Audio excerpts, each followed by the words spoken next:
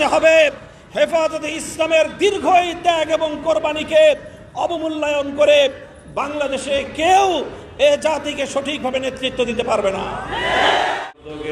আয়োজনে হেফাজতে ইসলাম বাংলাদেশের উদ্যোগে আয়োজিত আজকের এই শান্তি সমাবেশে উপস্থিত জামিয়া মাদানিয়ার সম্মানিত প্রিন্সিপাল, আজকের সভাপতি মুফতি মনির হোসেন কাসেমি, অন্যান্য নেতৃবৃন্দ, সমবেত এলাকাবাসী, তৌহিদি জনতা, আমি আজকের সর্বপ্রথম শ্রদ্ধা ভরে স্মরণ করছি ওই সকল শহীদানদেরকে যাদের রক্তের উপর বাংলাদেশের মানুষ আজ প্রকৃত এবং পূর্ণাঙ্গ একটি স্বাধীনতা তারা অর্জন করেছে। আমি শ্রদ্ধা ভরে স্মরণ করছি 2013 সালের 5ই মের গভীর রাত্রিতে শাপলা চত্বরে জালিমের বুলেটের আঘাত যাদের বুকগুলোকে ঝাঁঝরা করে দিয়েছিল। আমি শ্রদ্ধা ভরে স্মরণ করছি ফ্যাসিবাদ বিরোধী দীর্ঘ সংগ্রামে বিগত 16 বছরে বিভিন্ন রাজনৈতিক নেতাকর্মী যাদের আত্মদান, যাদের আত্মত্যাগের মাধ্যমে আজকে একটি স্বাধীনতা অর্জনের প্রেক্ষাপট তৈরি হয়েছে। আমি শ্রদ্ধা ভরে স্মরণ করছি ওই সকল মানুষদেরকে যারা গুমের শিকার হয়েছে, বছরের পর বছর আয়নাঘর সহ নানা জুলুম এবং নিপীড়নের মধ্যযুগীয় বর্বরতার শিকার হয়ে যাদের উপর জুলুমের স্টিম রোলার পরিচালিত হয়েছে, মানবেতর জীবন যাপন করেছে। এভাবে হতাহত হয়ে পঙ্গুত্ব বরণ করে বাংলার প্রত্যন্ত অঞ্চলে হাজারো মানুষ বিগত 16 বছরের ফ্যাসিবাদের তারা প্রমাণ বহন করে চলেছে। বহু মায়ের চোখের অশ্রু আজও পর্যন্ত শুকায়নি। তাদের সকলের প্রতি শ্রদ্ধা প্রদর্শন করে বলতে চাই, এই অফুরান আত্মত্যাগের মাধ্যমেই 5ই আগস্ট বাংলাদেশের দ্বিতীয় স্বাধীনতা দিবস হিসেবে আমরা পালন করব। সংগ্রামী সাথী ও বন্ধুগণ, কথায় বলে স্বাধীনতা অর্জন করা যতটা কঠিন, স্বাধীনতা রক্ষা করা তার চেয়েও বড় কঠিন। এদেশের বিপ্লবী তরুণ ছাত্র জনতা আজ যে নতুন ইতিহাস রচনা করেছে, জগদ্দল পাথরের মতো চেপে বসা 16 কোটি মানুষের বুকের উপর থেকে শেখ হাসিনা জালিম শাহী নামক এই জগদ্দল পাথরকে, এই ফ্যাসিবাদকে তারা এই জাতির বুকের উপর থেকে অপসারণ করার ক্ষেত্রে যে ঐতিহাসিক ভূমিকা পালন করেছে, অনাগত বাংলাদেশের নয় বিশ্ব ইতিহাস আজকের এই বাংলার তরুণ ছাত্র জনতাকে শ্রদ্ধা ভরে স্মরণ করবে।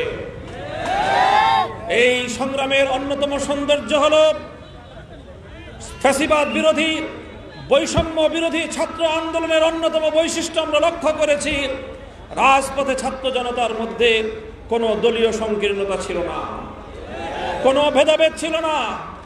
স্কুলের ছেলেরা, মেয়েরা, কলেজ থেকে ছাত্ররা, ইউনিভার্সিটি থেকে ছাত্ররা, আমাদের মাদ্রাসা, আলিয়া মাদ্রাসা, কওমি মাদ্রাসাগুলোর ছাত্ররা তাদের মধ্যকার পার্থক্যের সকল দেয়ালগুলো ভেঙে গুড়িয়ে দিয়ে হাতে হাত রেখে টেকনাফ থেকে তেঁতুলিয়া পর্যন্ত মানবতার যে বন্ধন তারা রচনা করেছিল, সমস্ত জুলুম এবং সমস্ত অত্যাচারের ফ্যাসিবাদ তাদের এই ঐক্যবদ্ধ অটুট বন্ধনের সামনে সম্পূর্ণভাবে পরাজিত হয়েছে। একটি ঐতিহাসিক অভ্যুত্থানের মধ্য দিয়ে আজকে বাংলাদেশের মানুষ স্বাধীনতা অর্জন করেছে। প্রিয় দেশবাসী, কাজেই আমি আবার স্মরণ করিয়ে দিচ্ছি, স্বাধীনতা অর্জন করা যত কঠিন, স্বাধীনতা রক্ষা করা তার চেয়ে বড় কঠিন। আমাদেরকে ভুলে গেলে চলবে না, পরাজিত শক্তি বসে নেই, তারা অন্ধকারে মুখোশের আড়ালে ষড়যন্ত্র করছে ছাত্র জনতার এই ঐতিহাসিক বিজয়কে কলঙ্কিত এবং কলুষিত করবার জন্য। বিভিন্ন জায়গায় আত্মঘাতী সাবোটাজধর্মী বিভিন্ন কার্যকলাপ পরিচালনা করছে, জনগণের জানমাল, ইজ্জত, আবরুর, নিরাপত্তা বিঘ্নিত করছে। সংঘবদ্ধভাবে বিভিন্ন জায়গায় সংখ্যালঘুদের বাড়িঘর, তাদের সহায় সম্পদ, তাদের উপাসনালয়ে আক্রমণ পরিচালনা করছে। বিভিন্ন মানুষের ব্যবসা প্রতিষ্ঠান, দোকানপাট, শোরুমগুলোতে রাতের অন্ধকারে হামলা চালিয়ে লুটপাট চালাচ্ছে।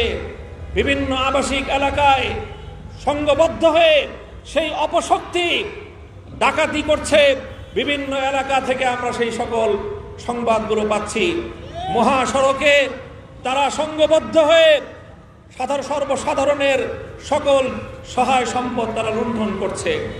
কাজে এই ক্ষেত্রে আজকে ছাত্র জনতাকে, শান্তিপ্রিয় জনতাকে একটি ঐতিহাসিক ভূমিকা পালন করতে হবে। দেশপ্রেমিক সেনাবাহিনীর সাথে কাঁধে কাঁধ মিলিয়ে বাংলার 55,000 বর্গ মাইলকে এই দুর্বৃত্তায়ন থেকে আমাদেরকে মুক্ত রাখতে হবে। এজন্য আমি বলবো, আমরা দেখছি ঢাকার শহর সহ বাংলাদেশের প্রতিটি শহরে আজকে ছাত্র জনতা তারা ট্রাফিকিং এর মাধ্যমে সড়কে যে অভূতপূর্ব শৃঙ্খলা ফিরিয়ে এনেছে। এজন্য আজকে আমি সকল ছাত্র জনতাকে আমি আমার পক্ষ থেকে, হেফাজতে ইসলামের পক্ষ থেকে তাদেরকে আমি ধন্যবাদ জ্ঞাপন করছি। শুধু সড়কে শৃঙ্খলা প্রতিষ্ঠার মাধ্যমেই আমাদের দায়িত্ব ক্ষান্ত হবে না। রাষ্ট্রের প্রতিটি গুরুত্বপূর্ণ স্থাপনায় প্রহরা বসাতে হবে। তোমরা ছাত্র জনতা দেশের সাধারণ জনগণকে সঙ্গে নিয়ে প্রতিটি গুরুত্বপূর্ণ রাষ্ট্রীয় স্থাপনায় প্রহরা বসিয়ে তার নিরাপত্তা নিশ্চিত করো। গণভবন, সংসদ ভবন, প্রধানমন্ত্রীর কার্যালয় সহ যেই সকল জায়গাগুলো ফ্যাসিবাদ দখল করে রেখেছিল, ফ্যাসিবাদের দখল থেকে মুক্ত রাষ্ট্রীয় সেই সকল স্থাপনাগুলোর নিরাপত্তা এবং তার সৌন্দর্য আমাদেরকে আবার ফিরিয়ে আনতে হবে। আমি বলবো, প্রতিটি মন্দিরের কাছে, প্রতিটি বেগোটার সামনে, প্রতিটি গির্জার সামনে আলেম সমাজ, ইমাম সাহেবদের নেতৃত্বে মানববন্ধন তৈরি করে রাত এবং দিনে 24 ঘন্টা পালাক্রমে শিফটিং এর মাধ্যমে ডিউটি করে আপনারা সংখ্যালঘুদের নিরাপত্তা নিশ্চিত করবেন। প্রতিটি মার্কেটে যদি মার্কেট কর্তৃপক্ষ, দোকানদার মালিক ভাইয়েরা তারা যদি না পারেন, তাদের পক্ষে যদি সম্ভব না হয়, মাদ্রাসার ছাত্রদেরকে বিশেষভাবে বলবো, সকল স্টুডেন্টদেরকে আমি বলবো, তোমরা প্রতিটি মার্কেটে নিরাপত্তা দেওয়ার জন্য বিশেষ পরিকল্পনা গ্রহণ করবে। প্রতিটি মার্কেটে সারা রাত পাহারা দিয়ে দুর্বৃত্ত এবং ডাকাতদের হাত থেকে এবং সাবোটাজকারী পরাজিত শক্তির আক্রমণ থেকে আমাদের ব্যবসায়ী ভাইদের জানমাল এবং তাদের সম্পদের নিরাপত্তা নিশ্চিত করতে হবে। প্রতিটি আবাসিক এলাকায় পালাক্রমে ছোট ছোট গ্রুপ করে পালাক্রমে সারা রাত প্রয়োজনে পাহারাদারি করে দুর্বৃত্ত এবং ডাকাতদের হাত থেকে দেশের মানুষের জানমালের নিরাপত্তা নিশ্চিত করতে হবে। ঠিক তেমনি ভাবে গোটা বাংলাদেশের প্রতিটি জায়গায়, রাস্তায় রাস্তায়, প্রয়োজনে গুরুত্বপূর্ণ সড়কগুলোতে, মহাসড়কের পাশে যে সকল মাদ্রাসাগুলো রয়েছে, আমি হেফাজতে ইসলামের পক্ষ থেকে বাংলাদেশের প্রতিটি মাদ্রাসার দায়িত্বশীলদের প্রতি উদাত্ত আহ্বান জানাবো। গোটা বাংলাদেশের সমস্ত মহাসড়কগুলো আলহামদুলিল্লাহ আমাদের বাংলাদেশের বিভিন্ন মাদ্রাসার স্থাপনার দ্বারা সুসজ্জিত রয়েছে। আপনারা ওই সকল মহাসড়কে মাদ্রাসার ছাত্র এবং শিক্ষকরা পালাক্রমে রাতে মহাসড়কে অবস্থান করে পাহারাদারি করবেন, যেন মহাসড়কে আর কোনো একটি ডাকাতির ঘটনা সংঘটিত হতে না পারে।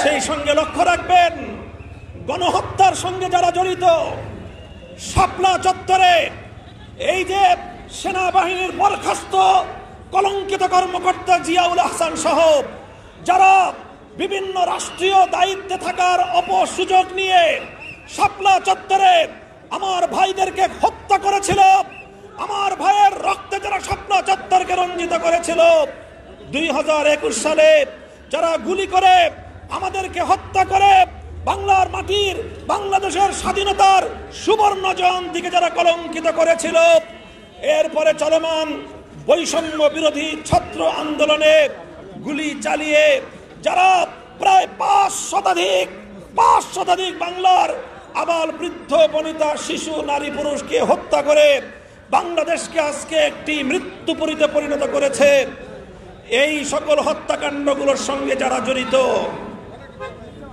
মনোযোগ সহকারে শুনেন, এই সকল হত্যাকাণ্ডগুলোর সঙ্গে যারা জড়িত সে প্রশাসনিক কর্মকর্তা হোক অথবা যেই হোক, তারা কেউ যেন বাংলাদেশ থেকে পালিয়ে যেতে না পারে। টেকনাফ থেকে তেতুলিয়া পর্যন্ত গোটা বাংলাদেশের সীমান্তে প্রয়োজনে ছাত্র জনতা তোমরা পাহারাদারি বসাও, চেকপোস্ট বসাও, কোন খুনি যেন পালিয়ে যেতে না পারে। আমি বলতে চাই, এয়ারপোর্ট থেকে, বিমানবন্দর থেকে, ইমিগ্রেশন কর্তৃপক্ষকে বলতে চাই, যেভাবে আপনারা ইতিমধ্যে কয়েকজন পলায়ন পর দুর্বৃত্তকে আটক করে সেনাবাহিনীকে হস্তান্তর করেছেন, সেজন্য আপনাদেরকে ধন্যবাদ জানাই। আগামী দিনের জন্য সতর্ক করি, কোন দুর্বৃত্ত যেন আমাদের শাহজালাল বিমানবন্দর ব্যবহার করে ওখান থেকে পালিয়ে গিয়ে সে যেন এই খুনের বিচারকে বাধাগ্রস্ত করতে না পারে, সে ব্যাপারে আগামী দিন আপনারা সোচ্চার থাকবেন ইনশাআল্লাহ। সংগ্রামী সাথী ও বন্ধুগণ, এভাবে হেফাজতে ইসলাম বাংলাদেশ জাতি এবং মিল্লাতের প্রতিটি দুর্যোগে জাতীয় নেতৃত্বের দায়িত্ব কাঁধে তুলে নিয়েছে। আজ বাংলাদেশের মানুষের জান মাল ইজ্জত নিরাপত্তা প্রতিষ্ঠায়, দেশের স্বাধীনতা রক্ষায় হেফাজতে ইসলামের ঐতিহাসিক ভূমিকা ইনশাআল্লাহ দেশের দেশপ্রেমিক সশস্ত্র বাহিনী এবং আগামী দিনের সরকারকে আমরা সহযোগিতা করব। মনে রাখতে হবে, হেফাজতে ইসলামের দীর্ঘ এই ত্যাগ এবং কোরবানিকে অবমূল্যায়ন করে বাংলাদেশে কেউ এ জাতিকে সঠিকভাবে নেতৃত্ব দিতে পারবে না। সুতরাং হেফাজতের নেতা কর্মীদের, শত শত নিরীহ এই আলেম ওলামাদের রক্তের সঙ্গে যেন গাদ্দারি না করা হয়, সেজন্য আমি বঙ্গভবনকে সজাগ থাকার উদাত্ত আহ্বান জানাচ্ছি। আল্লাহ পাক রব্বুল আলামিন আমাদের অর্জিত 5ই আগস্টের দ্বিতীয় এই ফাঁসিবাদ বিরোধী যুদ্ধের বিজয়কে আল্লাহ পাক সুসংহত করে একটি সমৃদ্ধশালী, বৈষম্যহীন, প্রকৃত, উন্নত, ন্যায় এবং ইনসাফের ধারায় প্রতিষ্ঠিত জাতি গঠন করার তৌফিক দান করুন। ওয়া আখিরু দাওয়ানা আলহামদুলিল্লাহি রাব্বিল আলামিন। নাসরুম মিনাল্লাহি ওয়া ফাতহুন করিব। আসসালামু আলাইকুম ওয়া রাহমাতুল্লাহ।